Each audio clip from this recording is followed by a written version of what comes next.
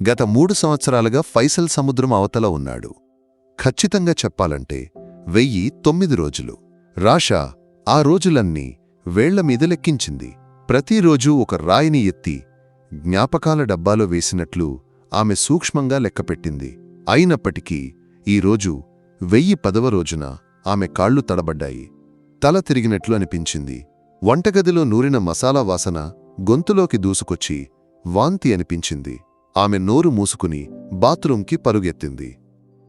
బయట ఉమ్మచ్చి, ఫాతిమా మనవడి కోసం ఇంటి ఆవరణలో ఆట, ఇల్లు తయారు చేసే పనిలో బిజీగా ఉంది. రాషా యొక్క పరుగు ఆమె కళ్లలో పడలేదు. కొంత సమయం వాంతులు చేసి అలసిపోయి గోడకు ఆనుకుని కూర్చున్నప్పుడు రాషాకు తనపైనే అసహ్యం కలిగింది. శరీరం గురించి ఆలోచిస్తూ ఆమెకు భయం కలగడం ప్రారంభమై రోజులు గడిచాయి. సాధారణం కంటే ఎక్కువ అలసట, ఆహారం పట్ల విరక్తి, కొన్ని ప్రత్యేక వాసనలను సహించలేని స్థితి. ఆమె లోపల భయం యొక్క ఒక విత్తు మొలకెత్తింది. అది నిజం కాకూడదని ఆమె ప్రతి నమాజ్లో ప్రార్థించింది. అయితే శరీరం దాని సంకేతాలను మరింత స్పష్టం చేస్తోంది. ఆ రోజు శుక్రవారం. జుమ్మా నమాజ్ అయిన తర్వాత మసీదు నుండి బయటకు వచ్చిన పురుషుల ఆరవం బయట వినిపించింది. మధ్యాహ్న భోజన ఏర్పాట్ల మధ్య ఫాతిమా కళ్ళు రాషాను వెతికాయి. ఆమె పాలిపోయిన ముఖం, ఒక్కోసారి నుదుటిపై చెమట బిందువులు ఫాతిమా గమనించింది. ఏమైందమ్మా, నీకు ఏదో అనారోగ్యంగా ఉన్నట్లుంది ఆమె ప్రేమగా అడిగింది. ఏమీ లేదు, ఉమ్మచ్చి, చిన్న తలనొప్పి అని రాషా తప్పించుకుంది. అయితే భోజనం వడ్డించిన పళ్ళెం ముందు కూర్చున్నప్పుడు ఆమెకు మళ్లీ తల తిరిగింది. కళ్లలో చీకటి కమ్మినట్లు అనిపించింది. తరువాతి క్షణం ఫాతిమా యొక్క కేక వినిపించింది. స్పృహ తిరిగి వచ్చినప్పుడు ఆమె తన బెడ్రూంలోని మంచం మీద ఉంది. చుట్టూ పొరుగున ఉన్న స్త్రీలు ఫాతిమా భయాందోళనతో నిలబడి ఉన్నారు. ఏమీ లేదు, చిన్న అలసట వల్ల అని ఆమె లేవడానికి ప్రయత్నిస్తూ చెప్పింది. కాని గుండెలో ఉన్న వృద్ధ నబీసుమ్మ ఆమె నాడిపట్టి చూసింది. తర్వాత ఫాతిమా చెవిలో ఏదో రహస్యంగా చెప్పింది. ఆ క్షణంలో ఫాతిమా ముఖం రాయిలా గట్టిపడడం రాషా చూసింది. ఆ సాయంత్రం వారిని సమీప టౌన్లోని డాక్టర్ వద్దకు తీసుకెళ్లారు. వేచి ఉండే ప్రతి క్షణం రాషా హృదయం గట్టిగా కొట్టుకుంది. చివరికి డాక్టర్ నవ్వుతూ ఆ వార్త చెప్పాడు. భయపడాల్సిన పనిలేదు, చిన్న అలసట, ఇది సాధారణం. రాషా గర్భవతి, 3 నెలలు దాటాయి. ఆ మాటలు ఫాతిమా చెవుల్లో పిడుగులా పడ్డాయి. సంతోషంతో విరియాల్సిన ఆ అమ్మ ముఖంలో అవిశ్వాసం, ఆశ్చర్యం నీడలు కమ్మాయి. రాషా హృదయం నిలిచిపోయినట్లు అనిపించింది. సంతోషించాలా, ఏడవాలా అని తెలియని స్థితి. ఇంటికి ఆటోరిక్షాలో వచ్చే దారిలో ఎవరూ మాట్లాడలేదు. నిశ్శబ్దత బరువెక్కింది. ఇంటికి చేరిన వెంటనే ఫాతిమా తన గదిలోకి వెళ్లి తలుపు మూసుకుంది. రాషా ఒంటరిగా మిగిలింది. ఆమె పొట్టలో ఒక జీవం యొక్క తడమాట ఉంది. కాని ఆ తడమాట బయటి ప్రపంచానికి వినికిడి లేనిదని ఆమెకు అనిపించింది. ఫైసల్ గల్ఫ్కి వెళ్లి 3 సంవత్సరాలు దాటాయి. అయితే ఎలా? ఆ ప్రశ్న ఆ ఇంట్లో ఒక అగ్నిగోళంలా రగిలింది. అధ్యాయం 2. గుసగుసల గ్రామం. వార్త కాట్టునీరులా వ్యాపించింది. డాక్టర్ని కలవటానికి వెళ్లిన ఆటోరిక్షా డ్రైవర్ నుండో, క్లినిక్లోని సిబ్బంది నుండో అది బయటకు వచ్చింది. మరుసటి రోజు ఉదయం పత్రిక కొనడానికి వెళ్లిన ఫాతిమా భర్త అబూ హాజీ గ్రామస్తుల జాలితో నిండిన చూపులను గమనించాడు. కొందరు దాచి దాచి మాట్లాడటం అతని దృష్టిలో పడింది. దేవుడా, అబూ హాజీ కొడుకు దుబాయ్లో ఉన్నాడు కదా, 3 ఏళ్లు అయ్యింది కదా వెళ్ళి? టీ షాప్లో ఎవరో అడిగారు. అవును, ఇది ఎలా సంభవించింది? మరొకరు ఆశ్చర్యపోయారు. మసీదు నుండి ఇంటికి వెళ్లే దారిలో రాషా ఇంటివైపు చూపేవేళ్లు లేచాయి. అణచివేసిన నవ్వులు, కుట్టే మాటలు వాతావరణంలో నిండాయి. ఒక కుటుంబం యొక్క గౌరవం ఒక దారం వంతెన మీద నడవడం ప్రారంభించింది. రాషా యొక్క ప్రపంచం ఆమె గదిలోకి కుదించబడింది. సన్నిహిత స్నేహితులు కూడా ఆమెను సందర్శించడానికి సంకోచించారు. బంధువుల ఫోన్ కాల్స్ రావడం ప్రారంభమైంది.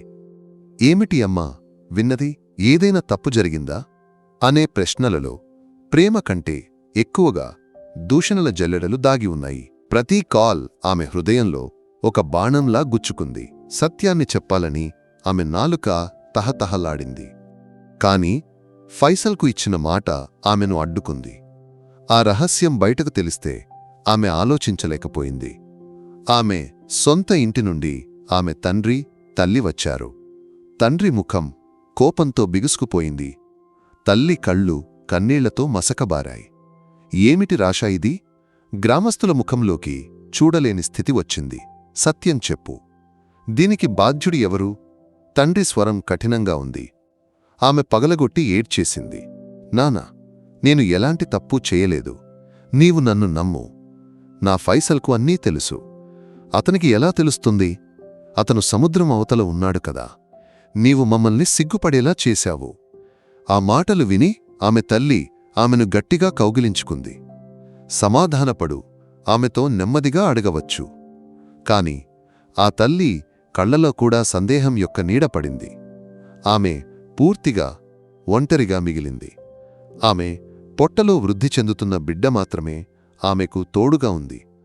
రాత్రి నిశ్శబ్దంలో ఆమె పొట్టపై చేయి వేసి చెప్పేది, భయపడకు బేబీ, నీ తండ్రి వస్తాడు, మనల్ని ఎవరికీ వదిలిపెట్టడు. కాని ఆ మాటలు ఆమె భయాన్ని శాంతపరచలేకపోయాయి. ఎందుకంటే ఫైసల్ ఎలా వస్తాడని ఆమెకు తెలియదు. అధ్యాయం 3. అప్పు మరియు ఒక కన్నీటి అరుపు. జ్ఞాపకాలు ఒక వరదలా రాశా మనసులోకి దూసుకొచ్చాయి. ఈరోజు అనుభవిస్తున్న ఈ బాధ అంతా ఎక్కడ నుండి ప్రారంభమైంది? ఆమె గుర్తు చేసుకోవడానికి ప్రయత్నించింది. ఫైసల్కు పెద్ద కలలు ఉండేవి. గ్రామంలో అందరూ గౌరవించే ఒక వ్యాపారవేత్తగా ఎదగాలని. ఆ కోరికే గల్ఫ్ ఈవెంట్స్ అనే ఈవెంట్ మేనేజ్మెంట్ కంపెనీని ప్రారంభించడానికి ప్రేరణగా నిలిచింది. గ్రామంలో ఒక ప్రముఖుడి కూతురి వివాహానికి సంబంధించిన మొత్తం కాంట్రాక్ట్ వారికి దొరికింది. అది ఒక ప్రారంభం అవుతుందని ఫైసల్, అతని స్నేహితుడు కలలు కన్నారు. కాని అంతా చేతుల్లోంచి జారిపోయింది. వివాహ రోజున పందిరిలో వేసిన సౌండ్ సిస్టమ్ పనిచేయలేదు. విందుకు వడ్డించిన ఆహారంలో ఏదో తప్పు జరిగి చాలామందికి కడుపు నొప్పి వచ్చింది. ఆకే నాణ్యతా నష్టం. ప్రముఖుడు ₹1 కూడా ఇవ్వలేదు. అంతేకాదు, నష్టపరిహారం కూడా డిమాండ్ చేశాడు. పందిరి ఆహారం కోసమిచ్చిన డబ్బు మొత్తం అప్పు. ఫైసల్ తలపై లక్షల భారం పడింది. అప్పు ఇచ్చినవారు ఇంట్లోకి రావడం ప్రారంభించారు. వారి బెదిరింపులు, తిట్లు ఆ ఇంటి ప్రశాంతతను దెబ్బతీశాయి. ఆ అవమానం. అప్పు నుండి బయటపడడానికి అతను గల్ఫ్కు విమానం ఎక్కాడు. ప్రతి నెల అతను పంపే డబ్బు అప్పు తీర్చడానికి, వడ్డీ చెల్లించడానికి సరిపోలేదు. ఎప్పుడో ఈ అప్పు తీరుతుందని, తనకు గౌరవంగా ఊరికి తిరిగి రాగలనని అతను ఆమెను ఓదార్చాడు. కాని 6 నెలల క్రితం ఒకరోజు అంతా తలక్రిందులైంది. వడ్డీ చెల్లించడంలో ఆలస్యమవడంతో ప్రధాన రుణదాత ఇంటికి వచ్చి అబూ హాజీ ఫాతిమాను బాగా అవమానించాడు. అది చూడలేక రాషా తన గదిలోకి వెళ్లి తలుపు మూసుకుంది. ఆ రాత్రి ఆమె ఫైసల్ను కాల్ చేసింది. ఆమె మాటలు తడబడుతున్నాయి. ఫైసల్కా, నాకు ఇది తాండలేకపోతోంది. ఈరోజు వాళ్లు వచ్చి నాన్న, అమ్మను చాలా తిట్టారు. మన వల్ల వాళ్ళు ఎందుకు ఇలాంటివి వినాలి? నాకు భయంగా ఉంది. నీవు ఇక్కడ ఉంటే. ఆమె పగలగొట్టి ఏడ్చేసింది. మరుభూమిలోని ఆ సన్నని గదిలో కూర్చుని ఫైసల్ హృదయం పగిలిపోయింది. తన ప్రియమైనవాడు ఏడుస్తుంటే ఏమీ చేయలేని నిస్సహాయత అతన్ని అలసిపోయేలా చేసింది. అతని కళ్ళు కూడా నీళ్లతో నిండాయి. కొంత సమయం నిశ్శబ్దత తరువాత దృఢమైన స్వరంతో అతను చెప్పాడు, ఏడవద్దు రాషా, నేను వస్తాను. నీ దగ్గరకు నేను వస్తాను, ఎంత ధర చెల్లించైనా. ఆ మాటల్లో ఆమెకు ఓదార్పు కలిగింది. కాని అప్పు యొక్క పెద్ద గోడను ఛేదించి అతను ఎలా వస్తాడు? అది కేవలం మాట మాత్రమే అని ఆమె అనుకుంది. అయితే ఆ ఫోన్ కాల్ అయిన ఒక వారం తర్వాత ఒక అర్ధరాత్రి ఆమె గది కిటికీపై ఒక తట్టు వినిపించింది. మొదట అది స్వప్నమని ఆమె అనుకుంది. మళ్ళీ అదే శబ్దం వినిపించినప్పుడు ఆమె భయంతో కిటికీ తెరిచింది. బయట గాఢమైన చీకటి. చెట్ల మధ్య నుండి సన్నగా చొచ్చుకొచ్చే చంద్రకాంతిలో ఒక నీడ రూపం. అది దగ్గరగా వచ్చినప్పుడు ఆమె ఆశ్చర్యపోయింది. ఫైసల్. అధ్యాయం 4. అమ్మ నిశ్శబ్దం. వర్తమానంలోకి తిరిగి వచ్చినప్పుడు రాషా గుండెలో ఒక భారమెక్కింది. ఫైసల్ వచ్చి వెళ్ళినది ఒక స్వప్నంలా ఆమెకు గుర్తుంది. కాని ఆ సత్యాన్ని ఇప్పుడు ఎవరిని నమ్మించగలదు? ఫాతిమా యొక్క నిశ్శబ్దం ఆమెను ఎక్కువగా బాధించింది. వారు ఆమెను నిందించలేదు, కాని వారి ప్రతి చూపులో అవగణన యొక్క చల్లదనం వ్యాపించింది. వారు కలిసి భోజనం చేయడం మానేశారు. అత్యవసరమైనప్పుడు మాత్రమే మాట్లాడారు. ఒకప్పుడు సొంత కూతురులా ప్రేమించిన ఆ ఉమ్మచ్చి ఇప్పుడొక అపరిచితురాలిలా ప్రవర్తిస్తోంది. ఒక రాత్రి రాషా నిద్రపోవడానికి కిటికీలో పడుకున్నప్పుడు ఫాతిమా ఆ గదిలోకి వచ్చింది. వారి ముఖం గంభీరంగా ఉంది. అమ్మా రాషా, వారు మెల్లగా పిలిచారు.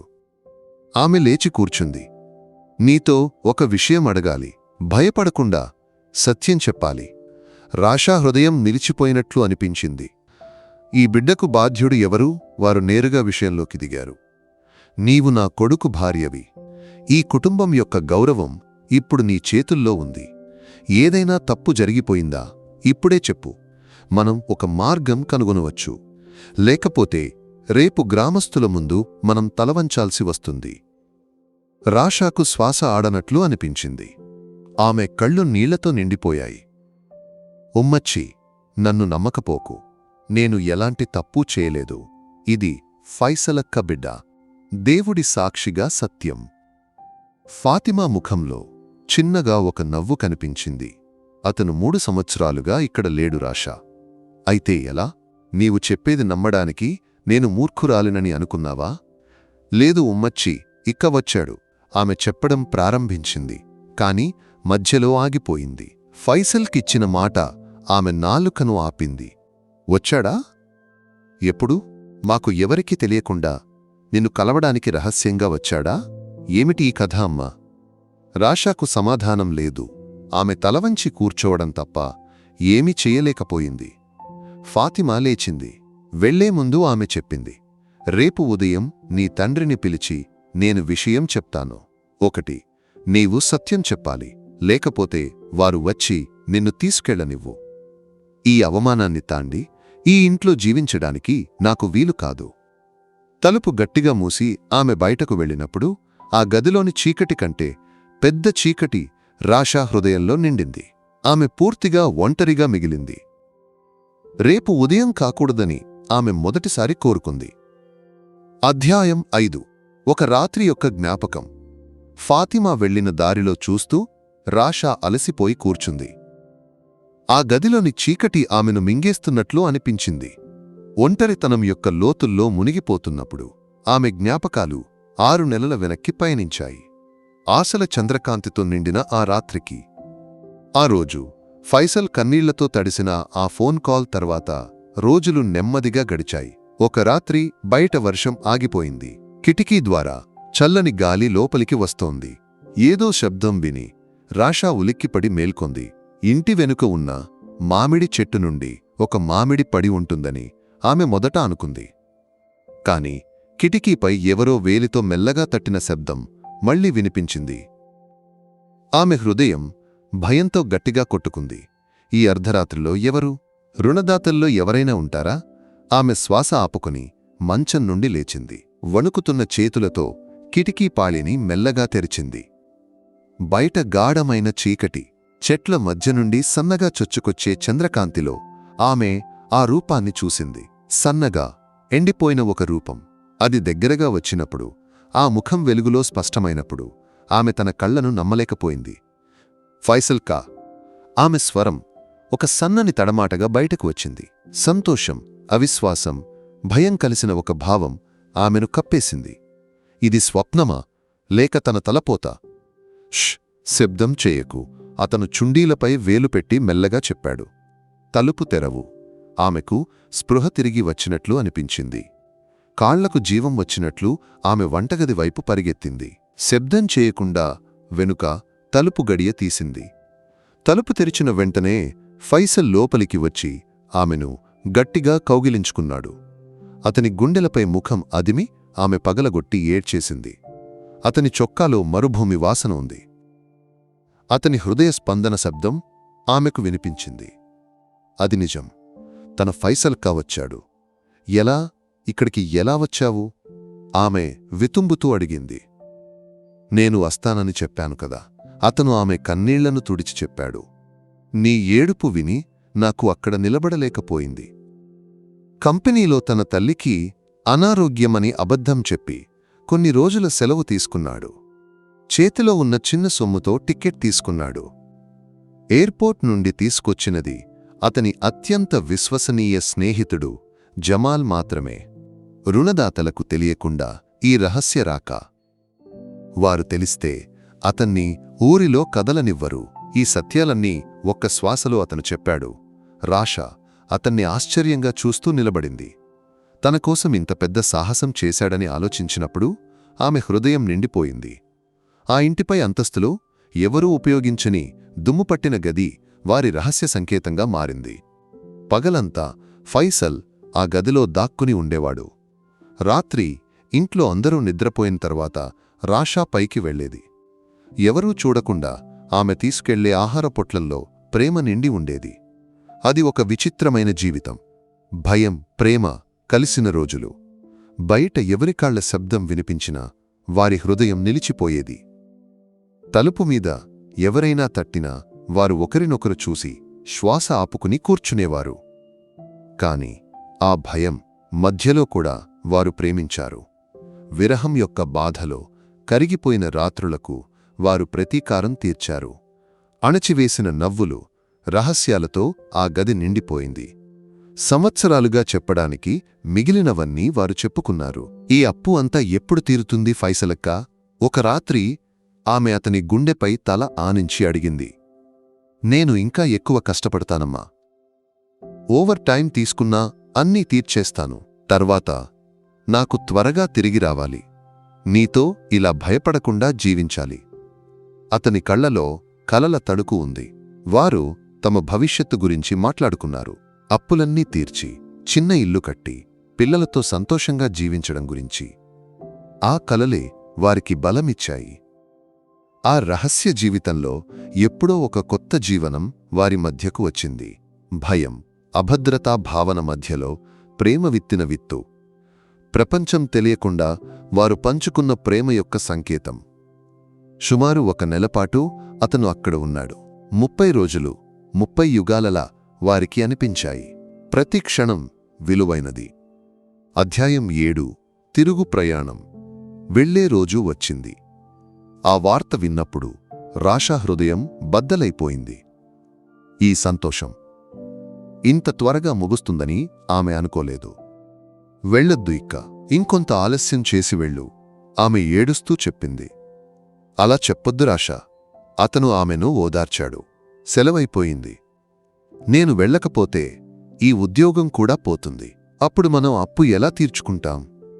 ఆ రాత్రి వెళ్లే ముందు అతను ఆమె చేతులను గట్టిగా పట్టుకున్నాడు. అమ్మా, నీతో ఒక విషయం అడుగుతాను. నీవు అంగీకరించాలి. ఆమె ప్రశ్నాత్మకంగా అతన్ని చూసింది. నేను ఇక్కడికి వచ్చి వెళ్లిన విషయం ఎవరికీ తెలియకూడదు. మన తండ్రి, అమ్మకు కూడా కాదు. నేను ఇప్పటికీ దుబాయ్లోనే ఉన్నానని అందరూ నమ్మాలి. అది ఎందుకు ఇక్క? ఆమెకు అర్థం కాలేదు. నేను వచ్చి రహస్యంగా ఉండి తిరిగి వెళ్ళిపోయానని అప్పులిచ్చిన వాళ్లకు తెలిస్తే ఏం జరుగుతుంది?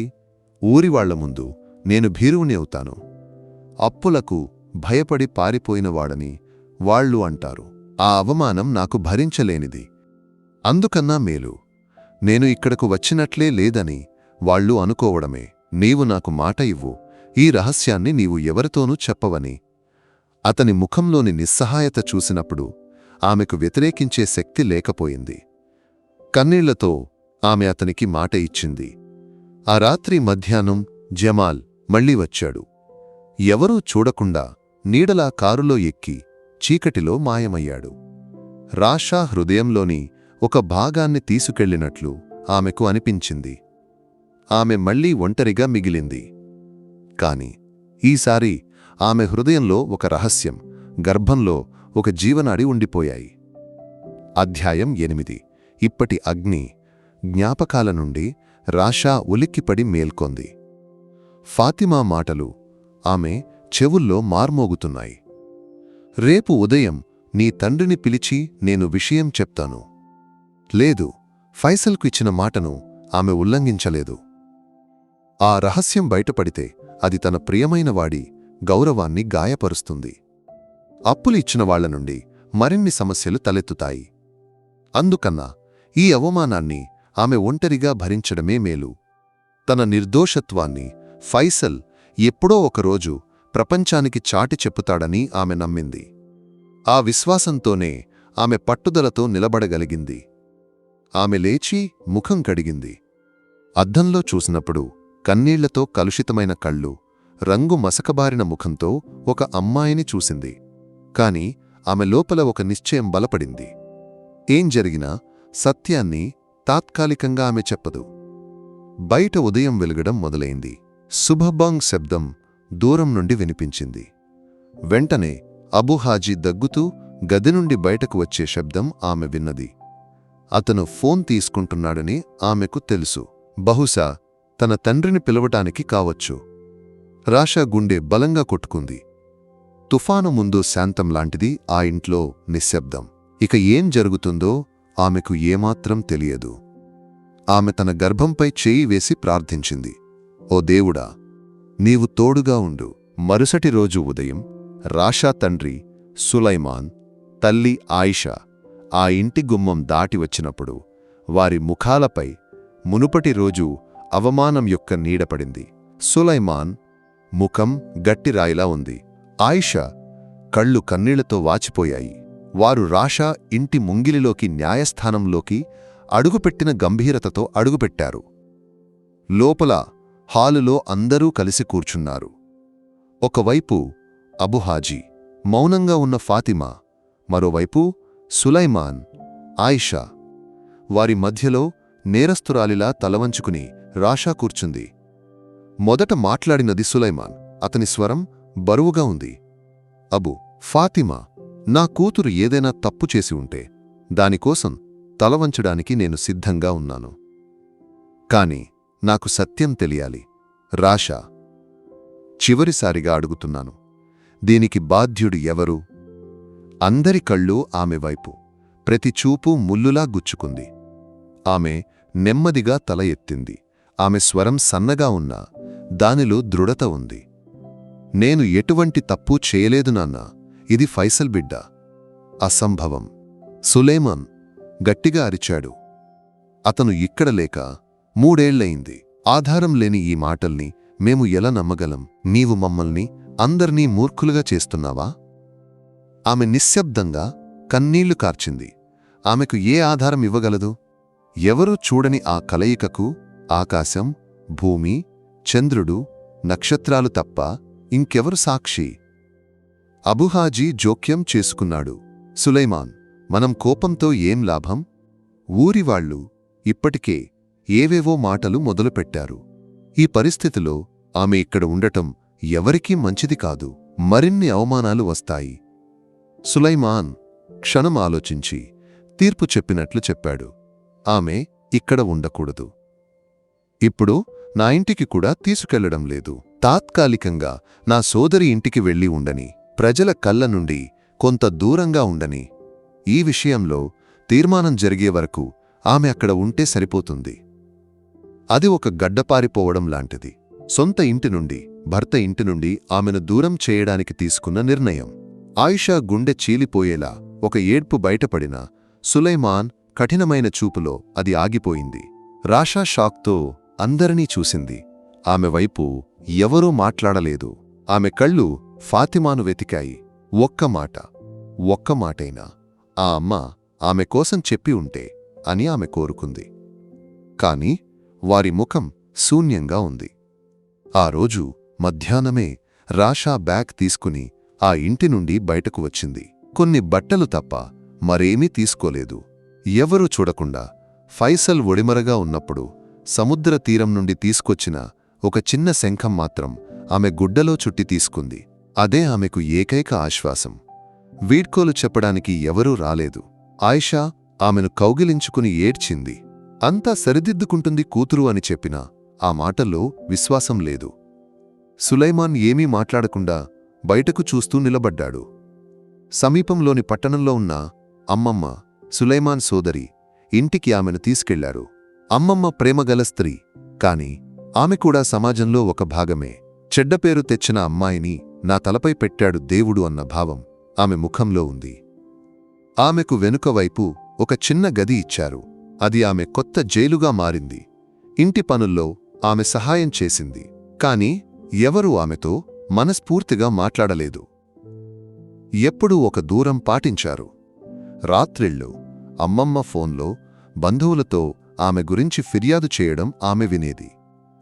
ఈ అమ్మాయిని ఇక్కడ ఉంచడం వల్ల నాకు బయటకు వెళ్లలేని స్థితి వచ్చింది. కనిపించిన వాళ్లంతా ఏదో ఒకటి అడుగుతున్నారు. ఈ అమ్మాయి ఒక గొడవే. ప్రతి మాట ఆమె హృదయాన్ని గాయపరిచింది. గర్భం వల్ల వచ్చే అసౌకర్యాలు ఆమెను అలసిపోయేలా చేశాయి. వాంతులు, అలసట పెరిగాయి. కాని దానిని గమనించేవారు ఎవరూ లేరు. రాత్రి నిశ్శబ్దతలో శంఖంలో ముఖం అద్ది ఫైసల్ను గుర్తు చేసుకుంటూ ఆమె ఏడ్చింది. దుబాయ్లోని లేబర్ క్యాంపులోని ఇరుకైన గదిలో ఫైసల్ ప్రతి దిర్హాంను లెక్కించుకుంటూ ఉన్నాడు. అప్పు తీర్చాలి, రాషాను తిరిగి తీసుకురావాలి. అతని ఆలోచనల్లో ఆమె మాత్రమే ఉంది. ప్రతి రాత్రి వీడియో కాల్స్ అతనికి ఏకైక ఆశ్వాసం. కాని కొన్ని రోజులుగా ఆమెలో ఏదో మార్పు ఉన్నట్లు అతనికి అనిపించడం మొదలయింది. ఎప్పుడు నవ్వే అమ్మాయి ఇప్పుడు నవ్వడం మరచిపోయింది. కళ్ల కింద నల్లటి నీడలు సన్నగా కూడా కనిపిస్తోంది. ఏంటి రాషా, నీకేం జరిగింది? ముఖం ఎందుకు వాడిపోయింది? అతను అడిగాడు. ఏం లేదు ఇక్కా, కొంచెం అలసట. ఆమె తప్పించుకుంది. నేను ఇప్పుడు అమ్మమ్మ ఇంట్లో ఉన్నాను. కొంచెం మార్పు కోసం వచ్చాను. ఆమె సమాధానం అతనికి సంతృప్తి కలిగించలేదు. ఏదో తీవ్రమైన విషయం జరిగిందని అతని మనసు చెప్పింది. మరుసటి రోజు అతను ఊరికి జమాల్కు ఫోన్ చేశాడు. జమాల్, ఊరిలో ఏం జరుగుతోంది? రాషా మాటల్లో ఏమాత్రం సుఖం లేదు. ఆమె ఇప్పుడు అమ్మమ్మ ఇంట్లో ఎందుకు? నీవు విచారించి చెప్పు. జమాల్ అన్నీ విచారించాడు. విన్న వార్తలు అతన్ని షాక్కు గురిచేశాయి. రాషా గర్భవతి అని ఊరివాళ్లు అపవాదాలు మాట్లాడడం మొదలుపెట్టారని, ఇంటివాళ్లు ఆమెను అమ్మమ్మ ఇంటికి తరలించారని అతను ఫైసల్కు చెప్పాడు. ఫోన్ ఎడల అన్నీ విని ఫైసల్ తల్లడిల్లిపోయాడు. అతని గుండెలో ఒక అగ్ని రగిలింది. తన భార్య గౌరవాన్ని కాపాడడానికి తాను దాచిన రహస్యం ఆమె అవమానానికి కారణమైంది. ఆమెను ఒంటరిగా వదిలి ఈ ఎడారిలో ఏం సాధించాడు? అపరాధ భావనతో అతని హృదయం నీరెడుతోంది. అతను క్యాలెండర్ వైపు చూశాడు. ఆమె 7 నెలల గర్భవతి అయి ఉండాలి. ఇక కాచుకోవడంలో అర్థం లేదు. డబ్బు, ఉద్యోగం కాదు, రాషానే ముఖ్యం. అతను గట్టి అడుగులతో ఫోర్మన్ ఆఫీస్కు నడిచాడు. నాకు ఊరికి వెళ్ళాలి, అత్యవసరం. అది ఒక పెద్ద పండగ రోజు. బంధువులంతా సమీపంలోని తాతల ఇంట్లో గుమిగూడారు. వెళ్లడానికి ఇష్టం లేని రాషాను అమ్మమ్మ బలవంతంగా తీసుకెళ్ళింది. మనం దాక్కోవాల్సిన పని లేదు, అందరినీ ఎదుర్కోవాలి అని ఆమె సమర్థన. ఆ గుండెలో రాషా నిజంగా ఒంటరిగా ఉంది. ఆమె నిండిన గర్భం వైపు అందరి కళ్ళూ పడుతున్నాయి. ఆ చూపుల్లో సహానుభూతి కన్నా ఎక్కువగా పరిహాసముంది. అప్పుడే దూరంగా ఉన్న ఒక బంధువు కటువైన మాటలకు పేరుగాంచిన ఖదీజా ఆమె దగ్గరకు వచ్చింది. చుట్టూ ఉన్నవాళ్లు వినేలా ఆమె అడిగింది, అరే రాషా, ప్రసవం ఎప్పుడు? బిడ్డ ముఖం ఎవరిలా ఉంటుందో చూడడానికి మేమంతా ఎదురుచూస్తున్నాం. చుట్టూ అణచివేసిన నవ్వు ఉద్భవించింది. ఆ క్షణంలో భూమి చీలిపోయి తాను కిందకు జారిపోతే బాగుండని రాషా కోరుకుంది. ఆమె కళ్ళు నీరు కారాయి. అవమానంతో శరీరం వణికింది. ఆ క్షణంలో ఆ ఇంటి ముంగిలిలో ఒక టాక్సీ వచ్చి ఆగింది. అందులో నుండి ఒక వ్యక్తి తొందరగా దిగాడు. ఎండ తాకిడితో కాలిన ముఖం, అలసిన కళ్ళు, కాని ఒక తీక్షణత ఉంది. జనం నిశ్శబ్దమయ్యారు. వచ్చిన వ్యక్తి ఎవరో గుర్తించినప్పుడు అందరూ ఒకరినొకరు చూసుకున్నారు. అది ఫైసల్. అతను నేరుగా రాషా దగ్గరకు నడిచాడు. వణుకుతున్నా ఆమె భుజంపై చేయి వేసి తనను తదేకంగా చూస్తున్న జనసమూహం వైపు తిరిగాడు. అతని స్వరం ఆ నిశ్శబ్దతను ఛేదిస్తూ గంభీరంగా మార్మోగింది. ఆపండి. ఆమె గర్భంలో పెరుగుతున్నది నా బిడ్డ. ఇది నా భార్య. ఇది నా బిడ్డ. ఇంకా ఎవరికైనా ఏమైనా తెలుసుకోవాలా? ఖదీజా ముఖం విలవిలలాడింది. జనంలో అడ్డుకున్న మాటలు ఆగిపోయాయి. అందరూ షాక్లో నిలబడ్డారు. 3 ఏళ్లుగా గల్ఫ్లో ఉన్నవాడు ఇప్పుడు కళ్ల ముందు. ఫైసల్ స్వరం జనసమూహంపైన ఒక పిడుగులా నిల్చింది. పరిహాస నవ్వులు మాయమయ్యాయి. అడ్డుకున్న మాటలు ఆగిపోయాయి. అందరి ముఖాలపై అవిశ్వసనీయమైన షాక్ నీడలు. అవమాన భారంతో వంగిపోయిన రాషా భుజంపై ఫైసల్ చేతులు తాంగుగా నిలిచాయి. ఆ క్షణంలో జనసమూహాన్నో వారి చూపులనో అతను పట్టించుకోలేదు. అతని లోకంలో అతని రాషా మాత్రమే ఉన్నారు. అతను ఆమె చెవిలో నెమ్మదిగా చెప్పాడు, ఏడవద్దు, నేను వచ్చాను కదా, మనం ఇంటికి వెళదాం. అతను ఆమెను కౌగిలించుకుని జనసమూహం మధ్య నడిచాడు. ప్రజలు వారికి దారి ఇచ్చారు. ఆమె అమ్మమ్మ ఆశ్చర్యంలో నిలబడిన సులైమాన్ ముందు నుండి ఆమెను తీసుకుని బయటకు నడిచాడు. ముంగిలిలో వేచి ఉన్న టాక్సీలో ఆమెను ఎక్కించి అతను కూడా ఎక్కాడు. ఇంటికి వెళ్లే ప్రయాణం నిశ్శబ్దంగా ఉంది. బయటి దృశ్యాలు వారు చూడలేదు. రాష కన్నీళ్లు ఆగలేదు. కాని అవి అవమానం కన్నీళ్లు కాదు, ఆశ్వాసం కన్నీళ్లు. ఫైసల్ ఏమీ మాట్లాడకుండా ఆమె చేతిని గట్టిగా పట్టుకున్నాడు. ఆ స్పర్శలో అన్ని బాధలకు మందు ఉంది. వారు ఇంటి ముంగిలిలో దిగినప్పుడు ఫాతిమా అమ్మ వాకిలి వద్దే ఉంది. వార్త అడవిలో నిప్పులా అక్కడికి చేరింది. ఆమె ముఖంలో కోపం లేదా విరక్తి కాదు, ఒక రకమైన మరమరపు. ఫైసల్, నీవు ఎప్పుడు వచ్చావు? ఆ అమ్మ స్వరం వణికింది. నా భార్యను, బిడ్డను ఇంటికి తీసుకురావడానికి వచ్చానమ్మా. అతను శాంతంగా, దృఢమైన స్వరంలో చెప్పాడు. అప్పుడు ఫాతిమా అబుహాజీని దాటి రాషాను తీసుకుని వారి పడక గదికి నడిచాడు. గది తలుపు మూసిన వెంటనే రాషా నియంత్రణ కోల్పోయింది. ఆమె అతని గుండెలపై ముఖం అద్ది పెద్దగా ఏడ్చింది. నెలలుగా లోపల ఒత్తిడి చేసిన బాధలు వరదలా బయటకు ఒలికాయి. అతను ఆమెను ఓదార్చుతూ ఆ జుట్టు, జడలను తడమసాగాడు. కొంత సమయం తరువాత రాషా తండ్రి, తల్లి, అమ్మమ్మ అందరూ అక్కడికి చేరుకున్నారు. ఫైసల్ వారందరినీ గదిలోకి పిలిచాడు. అబూ హాజీ, ఫాతిమా ఇప్పటికే అక్కడ ఉన్నారు. అందరి ముఖాలపై ప్రశ్నాచిహ్నాలు మాత్రమే. ఫైసల్ మాట్లాడడం మొదలుపెట్టాడు. అతను అన్నీ చెప్పాడు. ఈవెంట్ మేనేజ్మెంట్ వ్యాపారం పతనమైనది. లక్షల రూపాయల అప్పు వచ్చినది. అప్పులు ఇచ్చినవాళ్లు ఇంటికి వచ్చి బెదిరించినది. ఆమె ఒకరోజు రాత్రి నన్ను పిలిచి చాలా ఏడ్చింది. ఇక్కడి అవమానం భరించలేనని చెప్పింది. నాకు అది వినడం భరించలేకపోయింది. అతను క్షణమాగాడు. ఆపై ఆ షాకింగ్ సత్యాన్ని బయటపెట్టాడు. అందుకే నేను వచ్చాను. 7 నెలల క్రితం ఎవరికీ తెలియకుండా అప్పులు ఇచ్చిన వాళ్లకు తెలిస్తే నన్ను ఇక్కడ నుండి కదలనివ్వరు. అందుకే రహస్యంగా వచ్చాను. ఈ ఇంట్లో పైన ఎవరూ ఉపయోగించని గదిలో 1 నెల రహస్యంగా ఉన్నాను. అది విన్న వెంటనే ఫాతిమా చేతులతో నోరు మూసుకుంది. ఆమె కళ్ళుపై అంతస్తు వైపు సాగాయి. ఆమె గుర్తుకు వచ్చింది. రాషా రాత్రిళ్ళు పైకి ఆహారం తీసుకెళ్లడం, అక్కడి నుండి అప్పుడప్పుడు వినిపించే సన్నని శబ్దాలు. ఇప్పుడు అన్నీ కలిసినప్పుడు ఆ అమ్మ గుండె బాధతో తడబడింది. ఫైసల్ కొనసాగించాడు. నేను తిరిగి వెళ్లేటప్పుడు ఆమెతో ఒక మాట తీసుకున్నాను. ఈ రహస్యాన్ని ఎవరితోనూ చెప్పొద్దని. నేను పారిపోయిన భీరువునని ఊరివాళ్లు అనకుండా ఉండాలని. నా గౌరవాన్ని కాపాడడానికి. కాని నా స్వార్థం కారణంగా నా పాపం భార్య బాధపడింది.